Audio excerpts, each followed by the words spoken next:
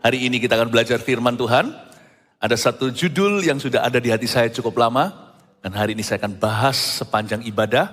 Jangan kelewatan satu pun kebaktian, ini ibadah pertama. Jadi kalau Anda terpaksa luput satu, gak bisa hadir di ibadah berikut-berikutnya, tolong dengarkan ya. Ini adalah budaya kita yang harus berubah. Budayanya orang Asia, orang Indonesia, budayanya kita. Tapi hal-hal ini harus berubah. Nah, kita mulai dengan yang pertama, yaitu budaya minder. Banyak sekali di antara kita itu yang mengalami penyakit rohani ini, yaitu minder. Dan saya suka sekali lihat anak-anak kecil tadi gak minder sama sekali. Inilah culture atau kebudayaan kerajaan sorga. Dan ini transformasi budaya. Karena kita dari kecil terbiasa untuk, malu-malu. Orang minder itu gimana sih? Orang minder itu sebenarnya sombong terbalik. Tunggu nanti kalau ada hawa sukses menerpa dia. Biasanya akan ada suatu dorongan untuk pamer sesuatu. Minder itu gak bagus. Kelihatannya rendah hati, tapi bukan kerendahan hati. Mari kita buka sama-sama Bilangan pasal yang ke-13.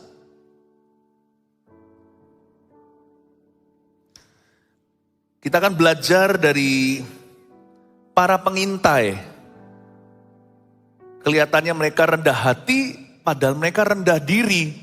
Budaya minder ini harus pergi. Saya baca dulu Bilangan 13, lompat ayat 25, sampai penghabisan pasal yaitu ayat 33. Kita baca sepenggal ceritanya. Sesudah lewat 40 hari, pulanglah mereka dari pengintaian negeri itu. 12 pengintainya. Dan langsung datang kepada Musa, Harun, dan segenap umat Israel di Kades, di padang gurun Paran. Mereka membawa pulang kabar kepada keduanya dan kepada segenap umat itu, dan memperlihatkan kepada sekaliannya hasil negeri itu. Mereka menceritakan kepadanya, kami sudah masuk ke negeri kemana kau suruh kami. Dan memang negeri itu berlimpah-limpah susu dan madunya, dan inilah hasilnya. Hanya bangsa yang diam di negeri itu kuat-kuat, dan kota-kotanya berkubu dan sangat besar. Juga keturunan enak telah kami lihat di sana. Wah, selalu orang lain lebih besar. Orang Amalek diam di tanah Negeb, orang Het, orang Yebus, dan orang Amori diam di pegunungan. Orang Kanaan diam sepanjang lautan dan sepanjang tepi sungai Yordan. Kemudian Kaleb mencoba mententramkan hati bangsa itu di hadapan Musa. Katanya, tidak, kita akan maju dan menduduki negeri itu, sebab kita pasti akan mengalahkannya. Tetapi orang-orang yang pergi ke sana bersama-sama dengan dia berkata, kita tidak dapat maju menyerang bangsa itu karena mereka lebih kuat daripada kita. Juga mereka menyampaikan kepada orang Israel kabar busuk tentang negeri yang diintai mereka dengan berkata, negeri yang telah kami lalui untuk diintai itu adalah suatu negeri yang memakan penduduknya. Dan semua orang yang kami lihat di sana adalah orang-orang yang tinggi perawakannya. Dan juga kami lihat di sana orang-orang raksasa, orang enak yang berasal dari orang-orang raksasa. Dan kami lihat diri kami sendiri seperti belalang. Dan demikian juga mereka terhadap kami. Dari 12 pengintai yang diutus Musa, 10 minder, 2 beriman. Tahukah obat minder itu bukan percaya diri, tapi beriman kepada Tuhan.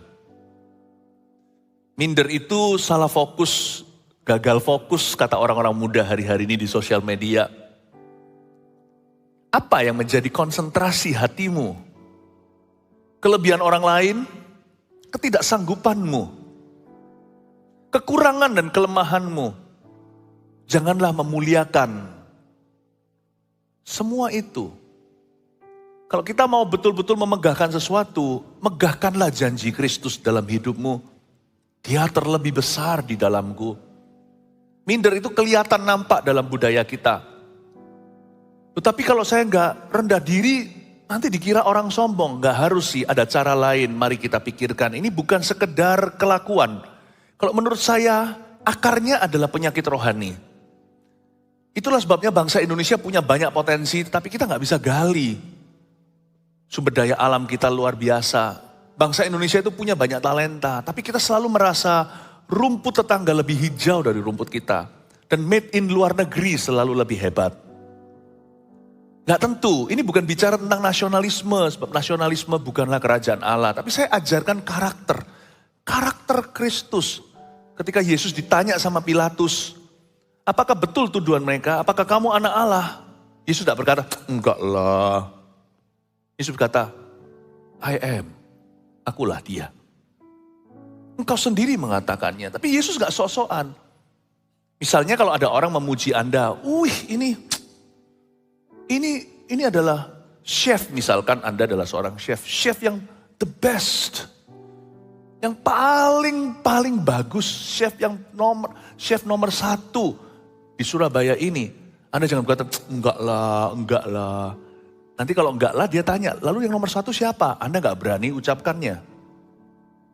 Nanti dia pindah. Nanti langganan Anda berpindah.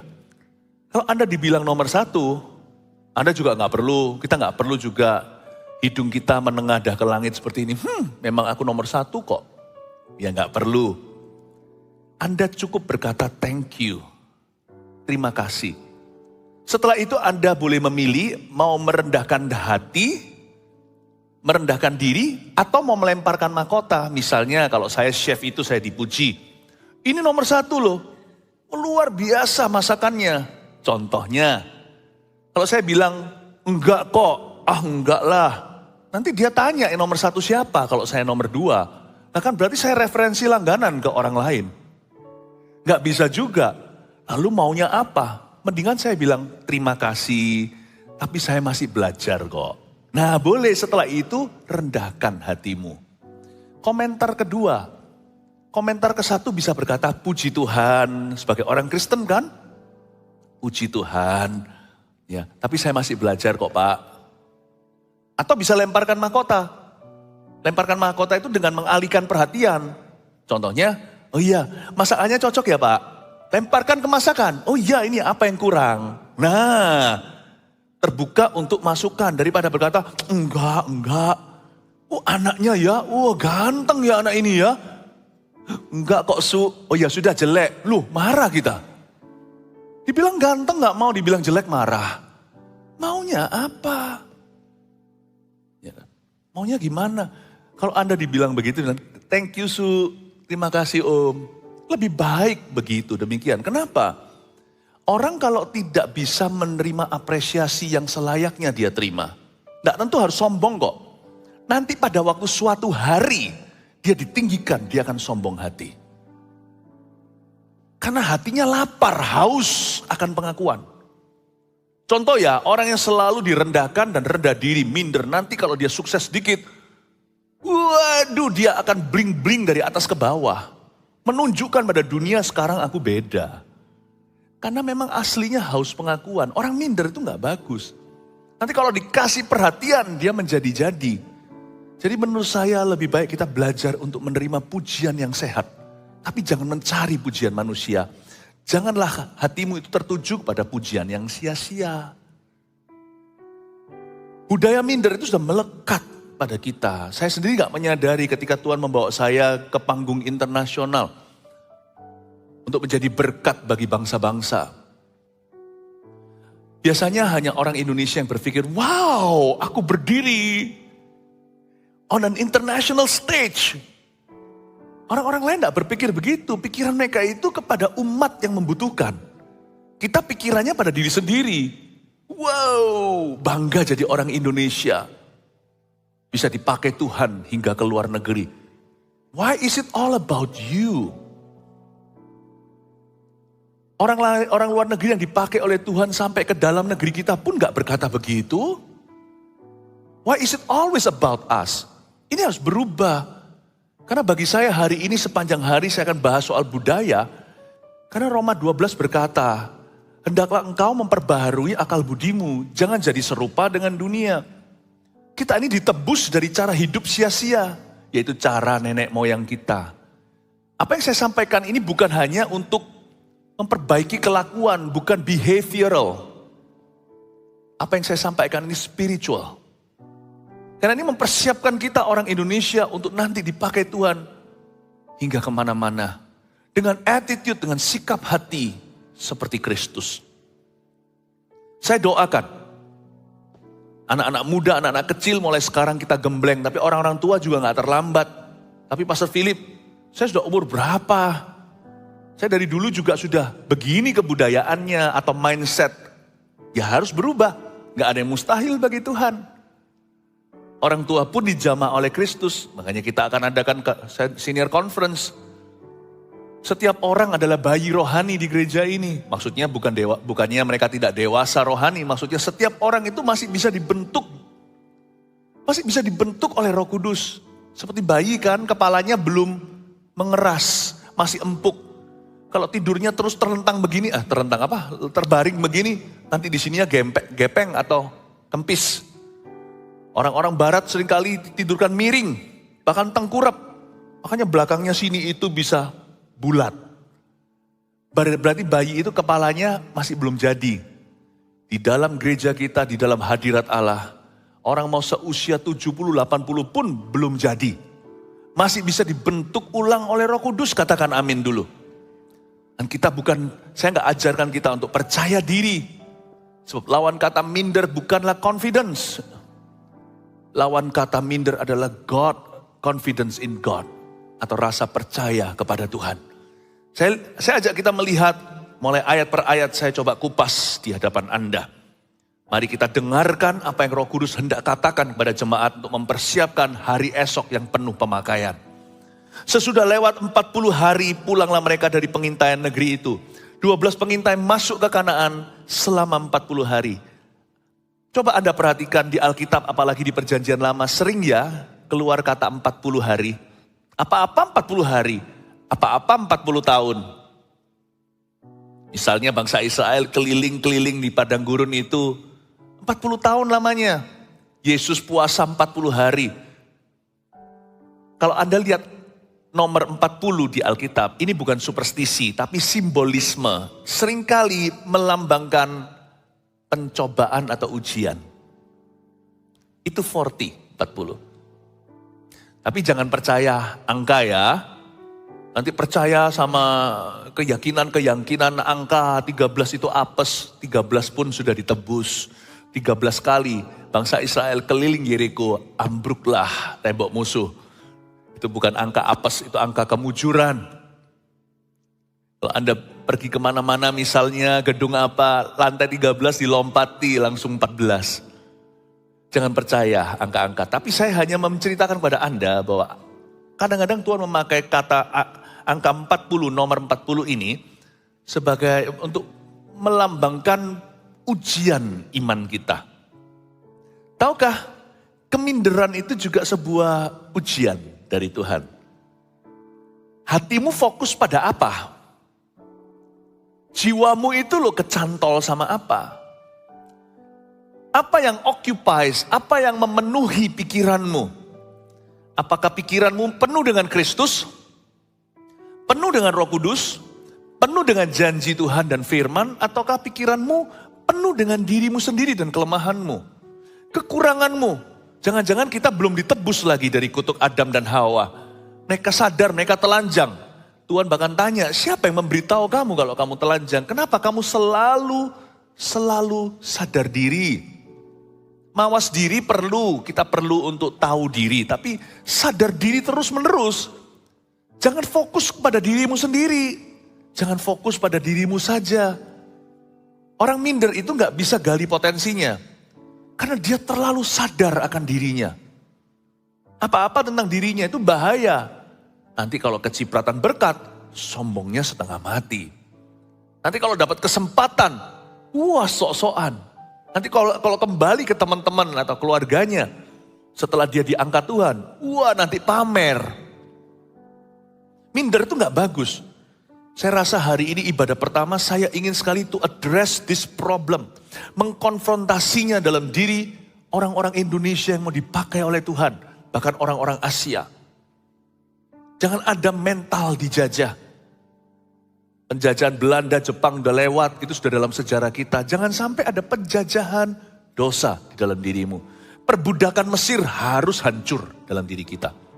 Gak boleh, we are not a slave. Kita bukan lagi budak. Kita ini ahli waris anak-anak Allah yang maha tinggi. Sesudah lewat 40 hari pulanglah mereka dari pengintaian negeri itu dan langsung datang kepada Musa, Harun, dan segenap umat Israel di Kadesh, di padang gurun Paran. Mereka dicobai di situ. Karakternya diuji oleh Tuhan.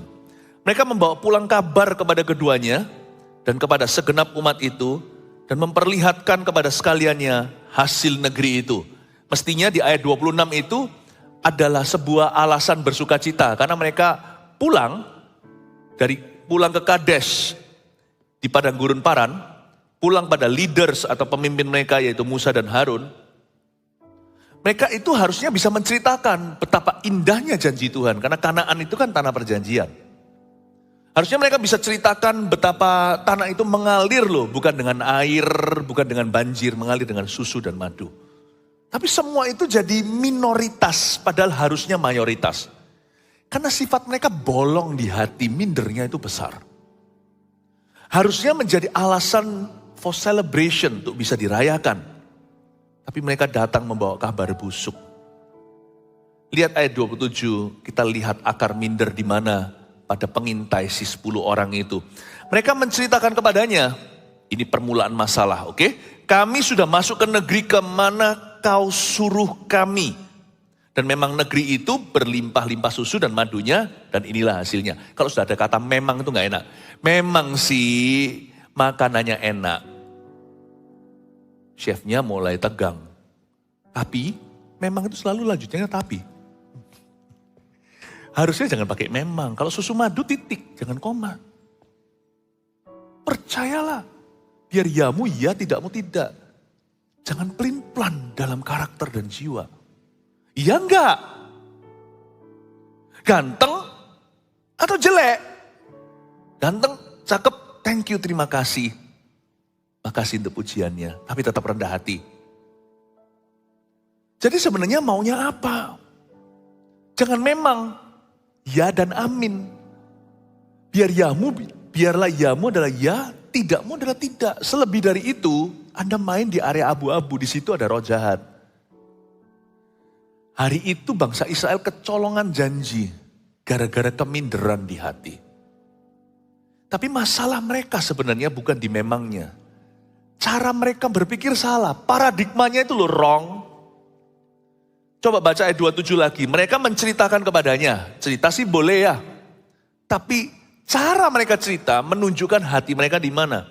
Kami sudah masuk ke negeri kemana kau suruh kami. Bahasa Inggrisnya, where you sent us. Bukan where God sent us. Orang yang minder itu bergumul di areal atau di level manusiawi. Sedangkan umat pilihan Tuhan harus bergumul dengan janji. Jangan bergumul di area manusia. Kalau Anda memang harus bergumul, hai Yakub, hai Israel, bergumullah dengan Allah. Kalau perlu terpelecok tangkal pahamu, dipukul sama Tuhan yang berupa malaikat yang bergelut sama Yakub itu, silakan. Gak apa-apa. Tapi jangan entertain your human feeling. Jangan manjakan perasaan manusiamu. Sebab itu gak berkenan pada Allah karena daging darah tidak dapat bagian dalam kerajaan Allah. Hagar itu adalah melahirkan anak daging. Sedangkan Ishak itu anak janji. Kalau kita mau mengalami janji-janji Tuhan digenapi, kalau kita ingin sekali mengalami yang namanya pekerjaan ilahi, kita harus jadi anak janji, bukan anak daging, not son of the flesh, but son of the promise. Paradigmanya salah, kami sudah masuk ke negeri kemana kau suruh kami, hai Musa dan Harun. Bukan kemana Tuhan suruh kami, mataku tertuju kepadamu. Mau tahu nggak mengapa?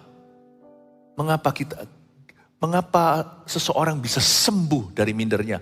Gimana sekelompok umat bisa ditebus dari cara nenek moyangnya yang sia-sia atau cara hidup yang lama? Bagaimana kita itu bisa diselamatkan dari budaya dunia yang ada di sekeliling kita? By looking upon Jesus. By fixing our eyes upon Him. Dengan cara atau dengan jalan memandang kepada Tuhan. Harusnya mereka berkata, kami sudah masuk ke negeri kemana Tuhan suruh kami. bijaknya langsung tinggi. Ini namanya positioning. Dalam hidup itu harus memasang posisi. Positioning. Positioning itu penting. Anak muda, anak kecil, kalau kita memang positioning dari kecil ya, kalau anak-anak Anda itu Anda set upkan suatu hari menjadi orang berhasil, berarti Anda harus kasih banyak kasih di rumah. Sebab anak-anak yang kurang kasih, nanti bertumbuh menjadi orang-orang dewasa yang kurang ajar. Positioning. Saya dan istri saya positioning kan anak-anak. Dari kecil mereka punya karakter. Ada apa-apa, misalkan kalau saya ada tamu, mereka saya ajak pergi, handphone mereka taruh masuk dalam kantong atau dibalik. No gadget. Teman papa mama datang, mereka bangun, berdiri, om tante, menyapa. Tatap mata, saya bilang kamu mau sukses? Bukan kepandaian, social skill juga. Positioning. Diajari bahasa. Kita mau bicara tentang bangsa-bangsa, kalau materinya nggak ada, Anda mau bicara soal api unggun, minimal sediakan kayu bakarnya. Gak bisa lah. Salah satu advantage saya bisa hari ini Tuhan bawa sampai ke bangsa-bangsa bukan karena saya hebat, bukan. Pengkhotbah orang-orang yang bisa berkhotbah seperti saya gak sedikit-sedikit, gak kurang-kurang di dalam negeri. Bahkan lebih bagus sekali. Saya ngomong sejujurnya.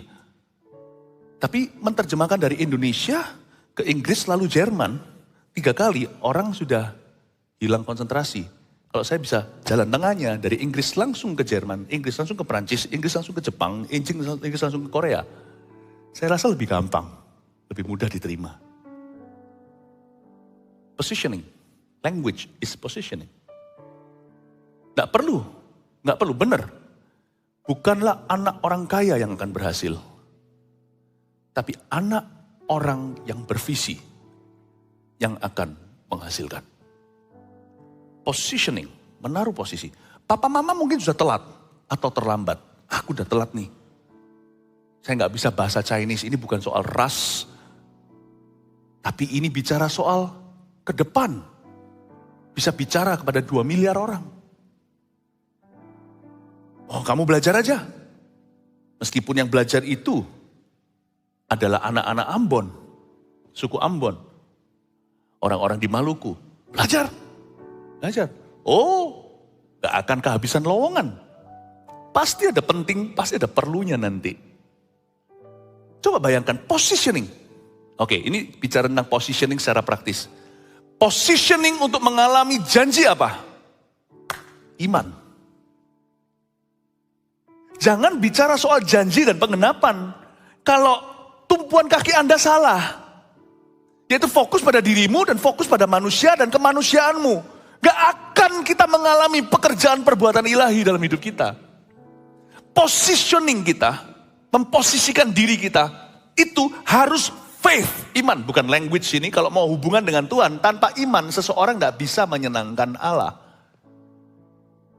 Jelas-jelas di kitab Ibrani 11 dikatakan, selain iman itu adalah dasar dari segala sesuatu yang kita harapkan, bukti dari semua yang belum kita lihat.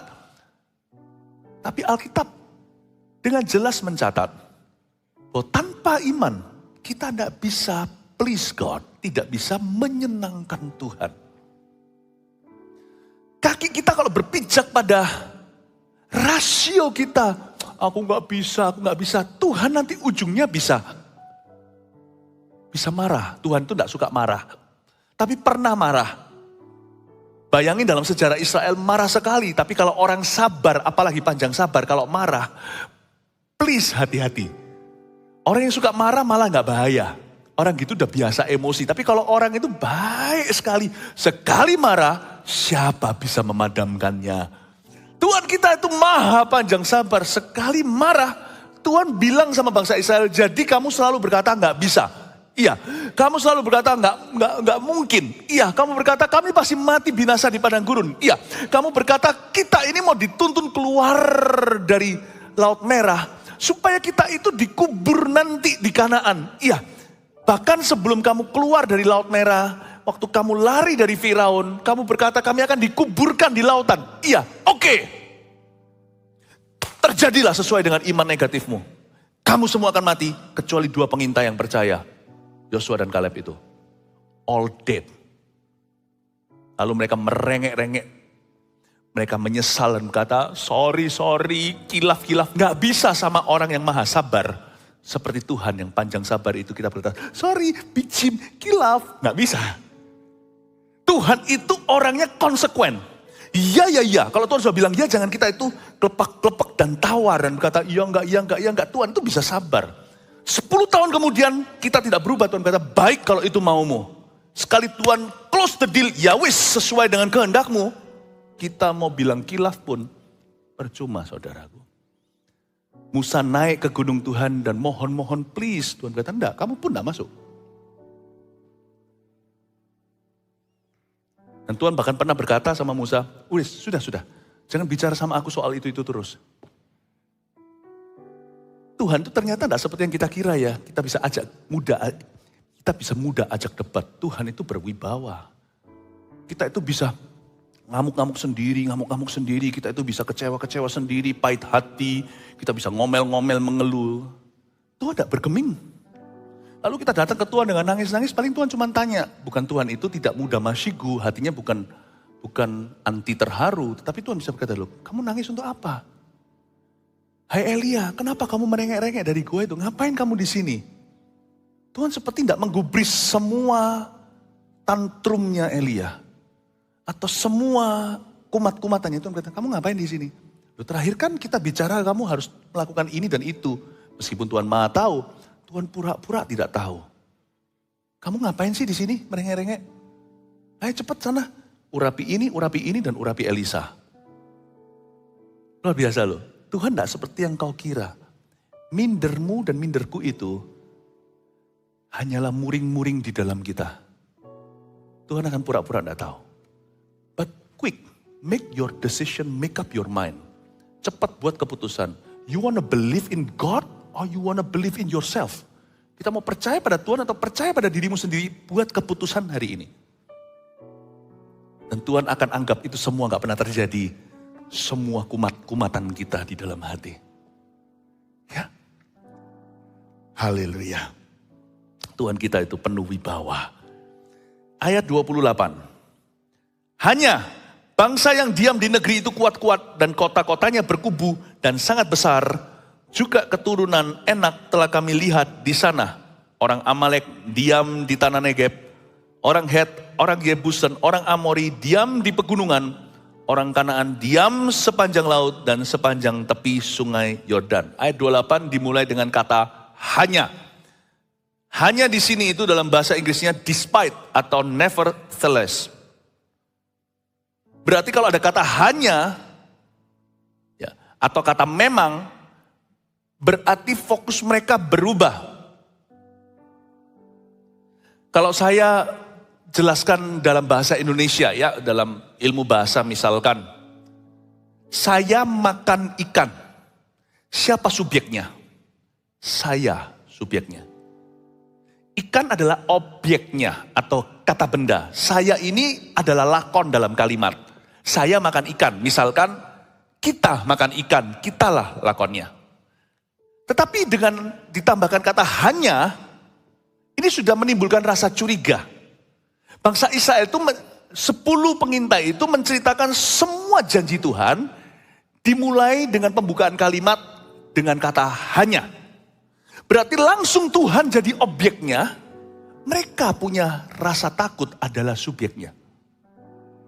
Paham maksud saya? Itu berarti bukan lagi saya makan ikan, tapi ikan makan saya. Berarti ikanlah subjeknya, kitalah Yunusnya. Kata hanya di sini itu despite, nonetheless. Ini nggak enak. Waktu saya selidiki kenapa Tuhan keberatan dengan kalimat-kalimat yang terucapkan lewat mulut mereka. Karena keminderan itu bukanlah perasaan. Keminderan itu menghina Tuhan. Saya baru ngerti bahwa minder itu dosa. Buktinya mereka tidak membunuh atau berzina membuat mereka tidak qualified. Tidak masuk kualifikasi ke dalam tanah Kanaan. Mereka pernah sih, bahkan penyembahan berhala seperti menyembah lembu emas itu, anak lembu emas, Tuhan juga sangat sedih, namun mereka tetap bisa masuk ke tanah Kanaan, tetapi ketika mereka minder dan terus menghina Tuhan bertahun-tahun, Tuhan akhirnya berkata, ya wis, ya sudah, kalau itu memang maumu, ku kabulkan. Sebab minder itu juga iman pada setan. Atau keminderan itu juga berserah, tapi bukan pada Tuhan, berserah pada keadaan.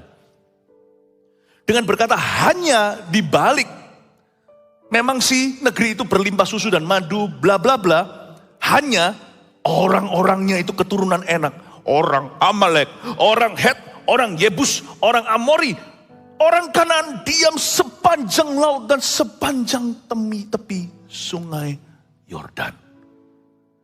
Dan Tuhan sedih sekali, saya bisa bayangkan. Aku sudah bersama dengan kamu. Kurang-kurang apa melihat mujizatku? Apakah orang Kanaan lebih hebat daripada Firaun? Jangan lupa Bapak Ibu, orang Kanaan itu kuat-kuat. Tapi mereka itu kan terpencar-pencar, terbagi jadi stage atau negara-negara. Firaun itu satu utuh Mesir gede di daerah Afrika.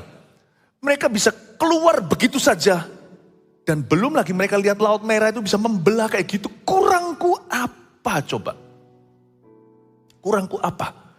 Dan Tuhan ketika mendengar kata hanya, Sang Maha Kuasa langsung hatinya berduka. Oke, kau kira ini perasaan? Ini ketidakpercayaan. Ketidakpercayaanmu adalah pemberontakan.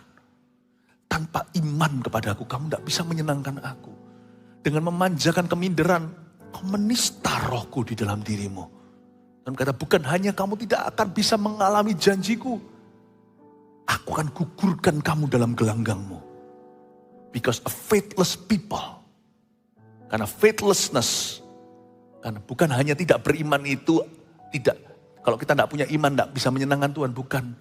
Orang yang tidak beriman, berarti beriman kepada sesuatu yang lain. Disinilah masuk yang namanya penyembahan berhala. Mereka mengutamakan perasaan mereka, kemanusiaan mereka di atas kemuliaan Allah. Dan Tuhan yang cemburu berkata, baiklah, kalau itu memang maumu, baiklah.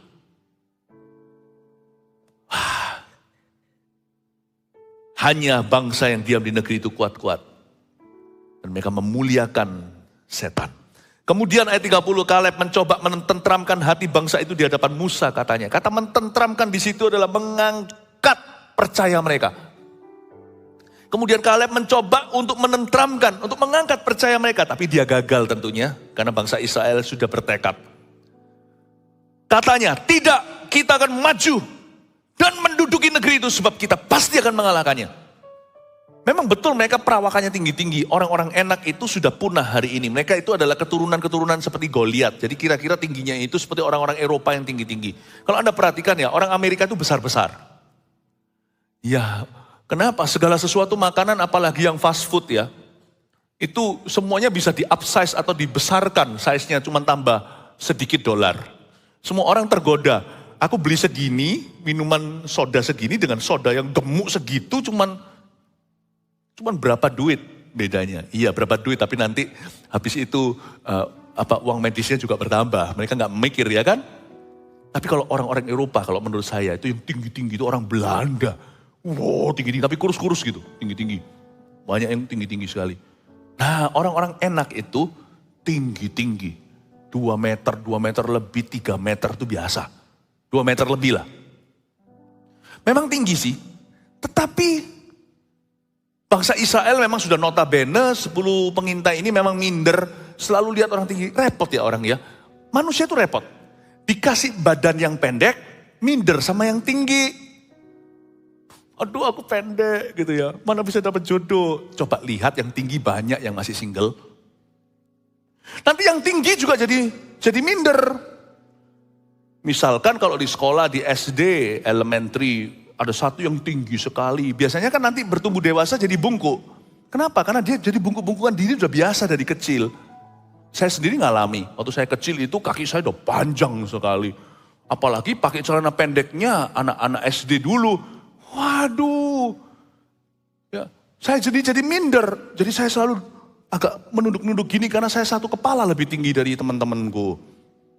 Dikasih pendek minder, kasih tinggi minder. Kasih kulit yang gelap, kepingin pakai segala sesuatu yang dari bengkoang. Kalau perlu dicuci dengan pemutih. Tapi kalau orang-orang yang berkulit kuning aja nggak seberapa, apalagi yang berkulit putih. Kalau Anda lihat di negara barat, mereka suka sekali berada di pantai-pantai berjemur matahari supaya hitam. Kasih yang hitam mau putih, kasih yang mau putih, putih mau hitam. Gimana sih? Manusia itu selalu melihat sesuatu bolong pada dirinya. Kenapa kita nggak syukuri bahwa masing-masing itu ada keindahan yang luar biasa dari Tuhan. Luar biasa dari Allah kita. Ya. Nah, kalau kita perhatikan di sini, dua pengintai yang lainnya yaitu Kaleb dan Yosua berubah, berbeda sifatnya. Mereka berkata, tidak, kita akan maju. Gak ada Tuhan di dalam kalimat ini. Tapi ini berakar pada keyakinan pada Tuhan. Karena mereka punya keyakinan tidak berpusat pada kemampuan mereka sendiri. Tapi berpusat pada janji. Tidak, no. Mereka protes keras, no. Kita akan maju dan menduduki negeri itu. Sebab kita pasti akan sanggup mengalahkan orang-orang yang setinggi atau lebih tinggi dari orang-orang Belanda itu. We will defeat them. Lalu mereka dianggap sok-sokan. Fanatik lu, mau dilempar batu. Nanti kalau Anda lihat, ini kejadian hampir merenggut nyawa dua pengintai yang baik. Biarinlah orang lain pesimis. Kita terbiasa untuk pesimis. Orang bisa ngomong apa aja tahun depan kita gimana-gimana kayak. Asal kita punya perencanaan dan serahkan pada Tuhan, lakukan bagianmu dalam bisnismu. Kalau Anda memang harus berkembang bukan dari ambisi, tapi memang sudah saatnya, waktunya sudah harus ada cabang atau harus mendirikan sesuatu, memang sudah ada dalam planningnya, dengan iman jalankan. Semua ada resikonya. Orang mau bilang nanti tahun 2023 gimana, 2024 gimana, gak usah takut hatimu. Gak usah takut. Tidak, kita pasti akan maju dan kita akan menduduki negeri itu. Ayat 31, tetapi orang-orang yang pergi ke sana bersama-sama dengan dia berkata, kita tidak dapat maju menyerang bangsa itu. Berhenti, bentar ya. Kita ayat 31, kita main kuis ya. Saya akan tunjukkan pada Anda yang mana yang fakta, yang mana yang ilusi. Oke, sebenarnya bangsa Israel gak sepenuhnya salah. Ini ujian mereka 40 hari tersebut, mereka skornya itu, angka mereka sih merah, mereka dapat 50. Tapi Tuhan tidak mau kita itu imannya 50%. Biji sesawi itu gak besar, tapi 100% utuh. Kalau Anda mau beriman sama Tuhan, beriman. Jangan pelin-pelan. Minder membuat kita jadi 50-50 sama Tuhan Yesus. Itu enggak boleh. Kita akan lihat sekarang ya, sebelum saya turun nanti tunjukkan lewat kalimat mereka, mana fakta, mana factual, mana yang true, mana yang false, mana yang salah. Coba kita mulai ayat 31. Tetapi orang-orang yang pergi ke sana, kata mereka, bersama-sama dengan dia berkata, kita tidak dapat maju menyerang bangsa itu, karena mereka lebih kuat daripada kita. Coba perhatikan ayat 31, kata mereka lebih kuat daripada kita itu fakta. Tidak menyangkali, iman itu tidak buta, iman itu bisa melihat, memangnya mereka lebih kuat. Nggak apa-apa. Ya, iman itu tidak deny. Kalau Anda ke dokter diberitahu kena kanker misalnya, Anda jangan berkata, dokter berbohong, aku beriman. Itu bukan, terima dulu. Memang shock, memang setiap orang itu yang menerima berita seperti itu kayak dipukul di kepalanya. Bagi seluruh keluarga itu seperti pukulan. Terima dulu. Lalu beriman. Mereka lebih kuat? Yes. Tapi kita tidak dapat maju, itu fiktif. Bukan fakta. Tunggu dulu, memang mereka lebih kuat. Tapi siapa bilang kita gak bisa maju? Tahun depan resesi, memang betul. Tapi siapa bilang tidak ada keluputan? Paham maksud saya? Lawan kata minder itu bukanlah percaya diri, tapi iman. Kita tidak dapat maju. Itu menurut kamu. Mereka lebih kuat, kita pun bisa melihat. Ayat 32, juga mereka menyampaikan kepada orang Israel kabar busuk tentang negeri yang diintai mereka. Dengan berkata, negeri yang telah kami lalui untuk diintai adalah Perhatikan, suatu negeri yang memakan penduduknya. Saya mau ketawa loh denger ini. Mana ada negeri makan penduduknya. Kreatif sekali. Ternyata keminderan itu kreatif loh. Selalu bisa menemukan kurangmu. Dipuji apapun selalu kita cari lubang tikusnya untuk menjatuhkan diri sendiri. Ada orang yang suka menghina dirinya. Sebenarnya bukan, yang dia hina bukan dirinya.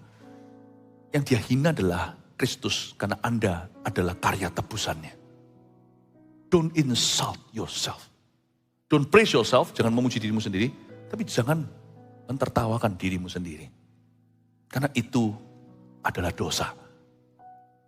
Suatu negeri yang memakan penduduknya. Dan semua orang yang kami lihat di sana adalah orang-orang yang tinggi-tinggi perawakannya. Nah ini fakta.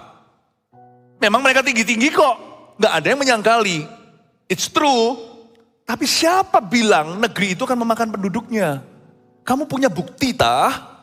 Apakah Anda punya buktinya kalau tanah itu memakan penduduknya? Jangan berlebih-lebihan lah. Beriman itu boleh berlebih-lebihan. Biasanya kita paling nanti berakhir pas-pasan. Tapi kalau minder itu jangan berlebih-lebihan. Karena nanti kita akan jauh dari Tuhan. Ayat 33. Juga kami lihat di sana orang-orang raksasa, orang enak yang berasal dari orang-orang raksasa. Dan kami lihat diri kami seperti belalang. Dan demikian juga mereka terhadap kami. Aduh, lebih pendek dari mereka. Iya, lebih lemah secara militeri, secara tentara, secara perang. Iya. Tapi menyebut dirimu belalang. Don't insult yourself lah. Kami ini kan cuma kutu. Janganlah. Ya. Hewan terendah yang kita bisa samakan diri kita. Tanpa harus menghina diri sendiri adalah kita adalah domba-dombanya. Tapi jangan lupa, serigala boleh kuat, gembalaku lebih kuat. Tongkat gadanya, jangan coba-coba. 3 poin ini Anda bawa pulang ke rumah, pelajaran kita tentang budaya minder, bagaimana kita mengubahnya. 1, jangan merasa diri minoritas. Kalau soal janji Tuhan atau tanah Kanaan atau tanah perjanjian, jangan merasa diri belalang, jangan merasa diri tamu. Oh saya ini kan Nasrani. Sebenarnya saya kurang suka dengan sebutan kata Nasrani seharusnya. Karena Nasrani itu dari kata Nasaret kan. Itu kan suatu hinaan pada Kristus. Mana ada nabi dari situ. Saya lebih suka disebut Kristen karena itu adalah sebutan di Antioquia. Pertama kali gereja Tuhan waktu sampai ke bangsa-bangsa. We were called Christians. Kita tidak boleh merasa diri minoritas. Di negeri tempat kerja kita boleh jadi satu-satunya orang di sana yang anak Tuhan, tapi kita bukan minoritas. Saya punya hak di hadapan Tuhan. Saya bukan minoritas. Karena mental minoritas itu akan membuat kita takut, membuat kita sembunyi. I'm not a minority. Minoritas menurut apa? Ukuran apa minoritas? Misalkan kalau saya bersama dengan 9 orang, di depan saya ada 10 orang. 10 orang. Kalau 10 orang itu disebut minoritas kan hitung badan. Apakah emang badan saja yang bisa diukur? Nah kalau rambut saya tebel, ya aku afro. Semua di sana gundul dan botak. Kalau kita mau hitung rambut, mereka minoritas. Saya afro. Kalau mau hitung kekayaan, kita bisa sebagian besar orang berdiri di tengah-tengah satu orang yang adalah konglomerat. Kita minoritas. Dia mayoritas. Lebih banyak harta padanya daripada kita semua digabung jadi satu. Tergantung mau dihitung dari apanya. Kalau mau dihitung dari Tuhannya, kita selalu mayoritas. Dia terlebih besar. Mau dihitung dari janji, kita mayoritas. Lihat Abraham. Siapa yang akhirnya mewarisi tanah Kanaan? Abraham seorang. Satu anak pun belum punya, tapi dia punya janji. Jangan pernah merasa dirimu tamu di sesuatu di bumi ini. Anda adalah ahli waris kerajaan Allah. Ahli warisnya Tuhan. 2, mulut jangan pesimis, tapi beriman. Biasakan untuk mengakui firman. Dan jangan hina dirimu sendiri. Misalkan ada orang yang suka membuat lelucon tentang bentuk badannya. Janganlah. Sekali 2 kali mungkin lucu, tapi terus-terusan orang jadi mikir, kenapa ya dia? Atau single, nih masih single nih. Wah, masih. masih jomblo gitu ya. Tapi untuk menutupi kengenesan gitu ya. Kadang-kadang kita dengan cara bercanda dan guyonan. Sekali dua kali oke lah.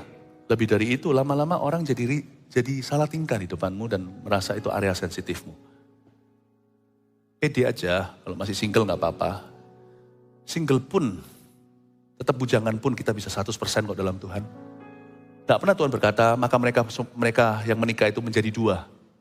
Dua pun menjadi satu. Satu ya tetap satu. Siapa bilang kalau satu itu Anda setengah? Kita lengkap dalam Tuhan. Supaya jangan sampai nanti kita menuntut orang lain melengkapi. Nanti setelah menikah kita suruh dia jadi Tuhan kita. Buat kita senang, buat kita rasa aman.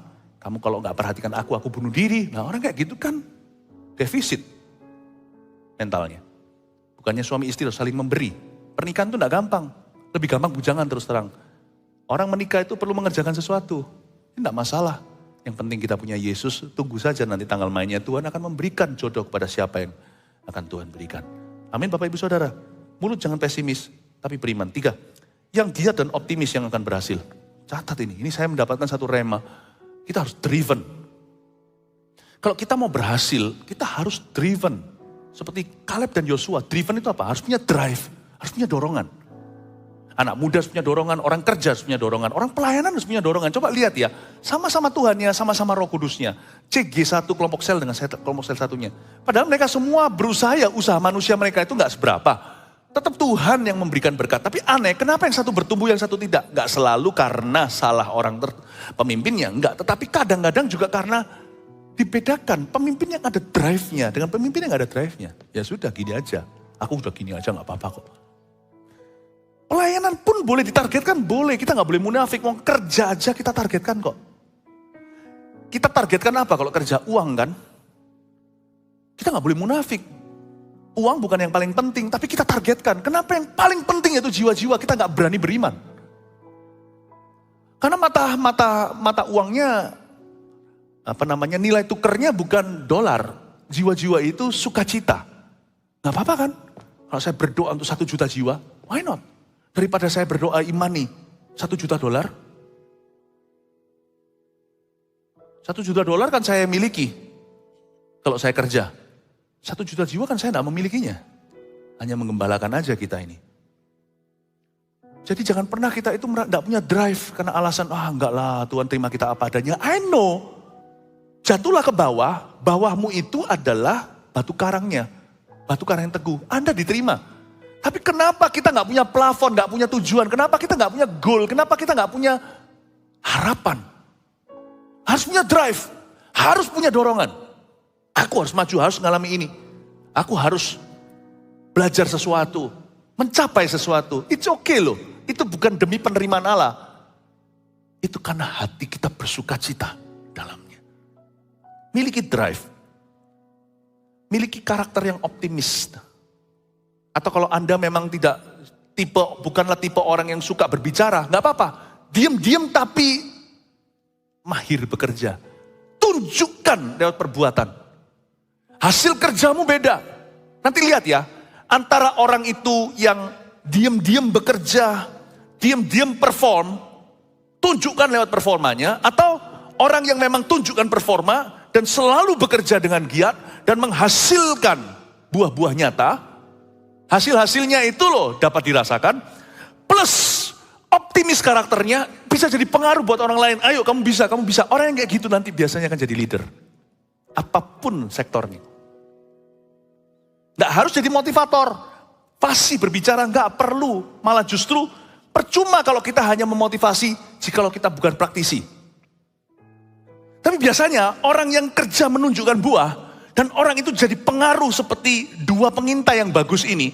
Ayo kamu bisa, bukan jadi toksik atau racun bagi yang lainnya. Orang begitu nanti akan jadi CEO-nya, jadi presidennya, jadi manajernya, jadi direkturnya, jadi leadernya, jadi pastornya.